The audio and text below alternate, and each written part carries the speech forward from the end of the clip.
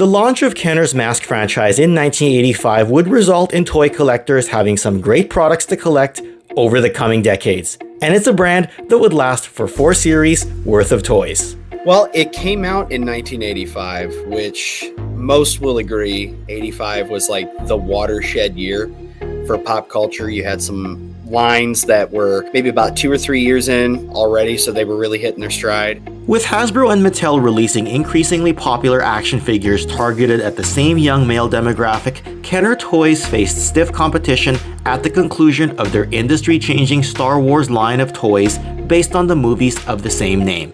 M.A.S.K would establish itself with a respectable following and evolve with each passing series, albeit opinions are mixed on whether or not the various products included within each series were considered as good or bad. Now, considering our coverage of M.A.S.K in the previous introductory history segment, it's still important to show how the line proceeded throughout the 80s, ending with its demise after just a few short years, much like other toy lines at this time. And to tell the full story of its vintage run, we're here to continue and conclude the toy history of the M.A.S.K franchise. Let's begin.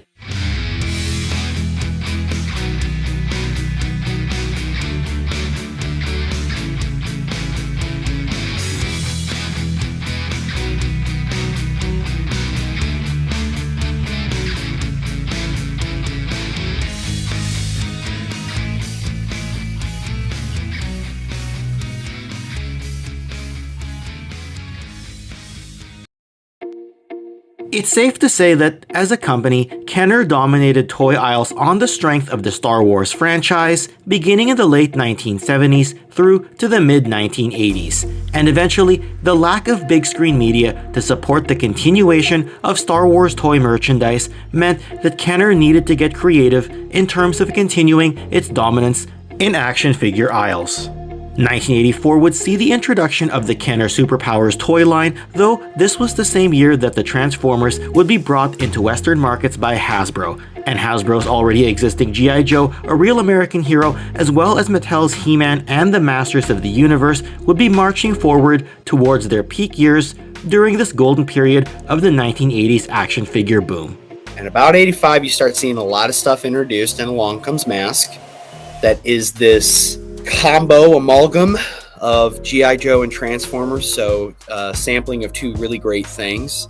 And here's this line of figures packed in with the vehicle, and you push a button and all of a sudden a Camaro can fly, or a jet ski will launch out of a Jeep. It was tapping into something that was quite popular at that point in time, and it's easy to see how that ended up leading to, I think, about 4 waves, as well as some supplementary materials. Some were some home runs, some were a little lackluster towards the end there. With 2 seasons of cartoons running from 1985 through to 1986, the lengthy 65-episode first season would largely focus on the vehicles and the Boulder Hill playset from Series 1 of the toy line. As the season progressed, we'd then slowly get introduced to the toys from the second series of 1986, which consisted of 5 M.A.S.K offerings and 3 from the Venom faction. And we'll start with the heroic side here. First one was Raven, and this was a Corvette that turned into a seaplane. Just generally had a very cool look to it. I love 80s Corvettes to begin with, so that helps, but the fact that it's just like Thunderhawk can pop its gull wings and fly in the air, this is a vet that can all of a sudden shoot into the water and utilize the sea to its advantage. This second series would also introduce us to the character of Ace Riker with his RV known as Slingshot, which carried a jet inside. We'd also get Julio Lopez with his Firefly vehicle, which was a transforming dune buggy that became a rocket glider of sorts. The M.A.S.K side would get its large vehicle this year with Volcano, which was an all-terrain truck with a high-rise mode containing a turret on top. It was battery operated and introduced us to the character of Jacques Lafleur, and it also came with a second driver, namely another version of M.A.S.K's leader, Matt Tracker. Now, we largely covered Hurricane already in the previous introductory M.A.S.K history segment due to its inclusion in the theme song from the opening episodes, and its somewhat earlier introduction in Season 1 compared to the other Series 2 vehicles. But it is worth pointing out that while Hondo McClane as the driver would get a revised mask known as Blaster 2 in this release, in the cartoon he'd still wear his clothing from his earlier appearances when he operated the Firecracker vehicle prior to its destruction. Hurricane would go by the name of Night Stalker for several episodes of the cartoon, though it would adapt to the Hurricane name midway through the first season. It's been reported that Mattel owned the rights to the name Night Stalker, and it was used for their Masters of the Universe toy line, thus resulting in the name switch by Kenner. On the Venom side, we'd be introduced to Floyd Malloy, and his motorcycle-turned turbojet was called Vampire, thus giving us a small vehicle comparable to Brad Turner's Condor from the previous series. We'd also get the Pontiac GTO known as Stinger, which had an alternate armored attack mode and was driven by Venom's tough guy, Bruno Shepard. And the largest offering we would get for the entire Series 2 would be accompanied by Venom's intellectual agent, Nash Gory, and another version of Venom's leader, Miles Mayhem. So Outlaw was just this insane weapon tanker truck from Venom that looked so cool. You open it up, there's this giant blaster in it. If you're making a movie in your head as a kid, that's Act 3. How are we going to take this down? How is Tracker and the team going to take down this massive tanker gun? That truck, that tanker truck with the giant blaster inside of it, that was so cool. That was so sci-fi supervillain, mad scientist level technology. It is one of the coolest villain vehicles ever made, hands down. The third series of M.A.S.K, known as the Racing Series, debuted in 1987 and was supported by a 10-episode second season of the cartoon.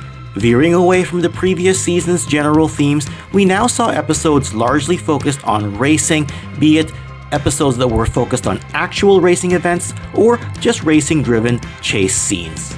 We won't go through every offering in detail here, as this is around the time M.A.S.K's popularity went a little downhill, but it's worth pointing out the various types of items that were made available.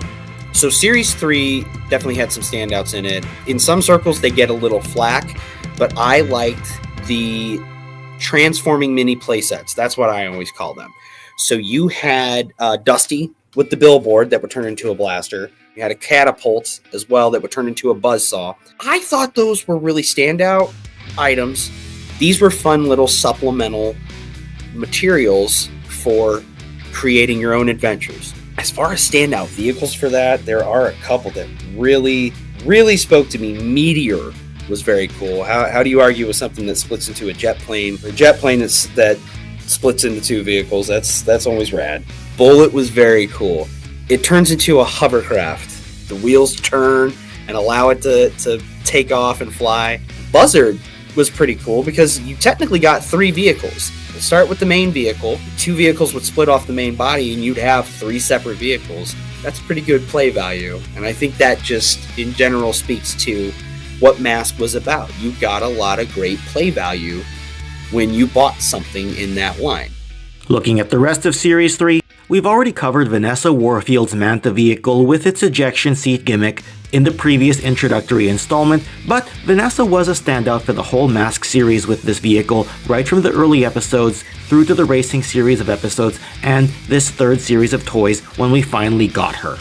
We then have our share of larger vehicles such as Goliath that introduced Nevada Rushmore as well as another version of Matt Tracker. We had Bulldog, which introduced Boris Bushkin, and then we also had Wildcat that included Buddy Hawks, and then Lester Sludge came with the small iguana ATV. Of course, most toy lines have that item that you collect just for the sake of completion, even if it's a little out there in terms of its aesthetic and general appeal. And M.A.S.K was no different, even if this set in particular came with one of the cooler drivers in the M.A.S.K franchise. Razorback looked ergonomically weird. Like, what are we doing here? It turned into an arch, a mobile arch, and it just, I don't get that. It's like I'm Tom Hanks and Biggs. I'm like, I don't get it. I don't get it. That's what that vehicle was to me. So by Series 4, we're on to split seconds. You look at some of those figures and some of those toys and the whole concept behind it, It feels like it was losing some steam. It's sad because there are some vehicles in that series that do stand out that were pretty cool, but there were some that were pretty rough, for lack of a better term. And then the whole transparent hologram clone thing, I didn't quite understand that. In fact, when I was a kid, I didn't see Split Seconds on the shelf a whole lot, but when I did see it, I didn't think it was M.A.S.K right away. Sometimes it almost feels like Split Seconds could be its own line, just adjacent to or separate from M.A.S.K altogether, or some sort of spiritual sequel to it, kind of the way Vortec ended up becoming one down the line. But some of the vehicles that did stand out to me anyways was, of course, Stiletto, that would turn into a helicopter and a plane.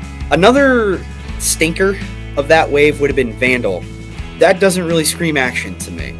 It really makes Razorback look exquisite by comparison. Certainly, the computer image secondary clone driver and vehicle splitting gimmicks didn't resonate with everyone. And the key thing to note about the Split Seconds themed Series 4 was that it had been initially advertised by Kenner as part of their 1988 toy products within their catalogs. However, the series would actually hit stores by the end of 1987 and be sold throughout the course of 1988. It can be speculated that because Tonka had acquired Kenner in late 1987, this may have affected the product rollout. In any case, there were two unproduced items that were planned for Series 4 that never made it, namely the set known as M.A.S.K's Ramp Up and Venom's Thunderball. Also, if you happen to be enjoying this video, I just want to ask that if you could please make sure you're subscribed to the channel, press that like button, and ring that notification bell so that you don't miss out on any future Toy Connections video content. Yes, it's a small effort for you, but it will go a long way towards helping me in growing this channel. And outside of the existing 4 series of toys, you had a late entry into the line with Laser Command, which was a 2-part set consisting of a blue SUV going up against a transformable crate. It was quite unique in that it was packed in with both Matt Tracker and Miles Mayhem, so you had a representative from each side manning each one of the components in this set. And aside from the vehicle offerings, there were various adventure packs that could be purchased separately, which included a M.A.S.K or Venom agent included with an accessory set for their adventures. Adventure packs, maybe Mom and Dad couldn't buy Rhino or Thunderhawk, but you still wanted to have some sort of participation with M.A.S.K. These were a little bit more affordable. In the storytelling of it, if you wanted to have your characters have like a little side adventure, they were a nice little addition to the line that let you do a little world building on your own, even if you didn't know that that's what you were doing at like age 4 or 5. Of note, some sets were unique to European markets, and thus they differed from the American domestic releases. In any case, these are all certainly desirable by M.A.S.K completists. Speaking of European markets, it's also worth noting the various differences for some of the boxes when comparing them with their US-based counterparts. And there were European exclusive figure 2-packs that were also released with differently paired assortments in contrast to the US releases.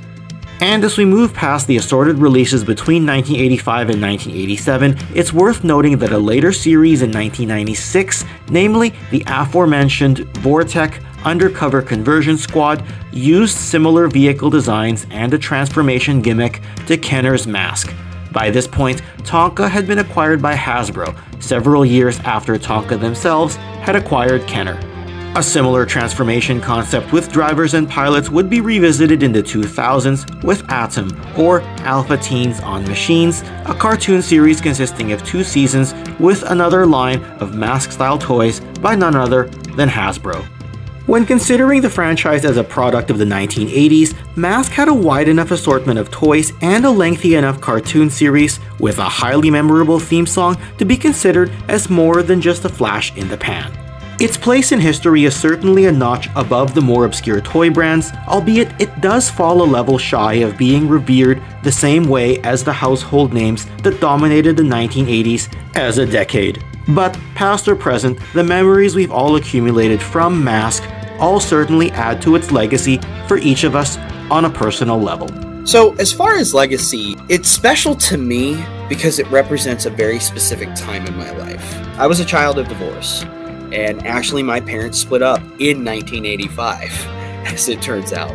So for me, it's memories of watching it with my dad. He liked it. He liked watching it with me, and that's like a very special memory. And even now, my son, there's times we'll sit down and we'll watch some old cartoons, and M.A.S.K is in the rotation, and he is very captivated by it. So it's very special to me that's kind of the through line from me as a little kid about my son's age, watching it with my dad, and now watching it with my son, because it is a cool line. I don't think it gets quite the flowers that it deserves. It is this really great concept. They did it well. They did it to the point where it was distinct enough that it stood out to us as kids. It left a lasting impression, and we're still talking about it now. In the end, it's safe to say that M.A.S.K has become a timeless franchise with an evergreen appeal that is remembered affectionately decades later, even if not every release in the toy line was perfect. Razorback was terrible. Full stop. And if you happen to like this video, don't go anywhere just yet. I've got another M.A.S.K related toy video that you can click on right over here, or to choose your own toy history topic from an existing playlist, you can click on that playlist right over here. Otherwise, thanks for watching, and I'll see y'all next time. Take care.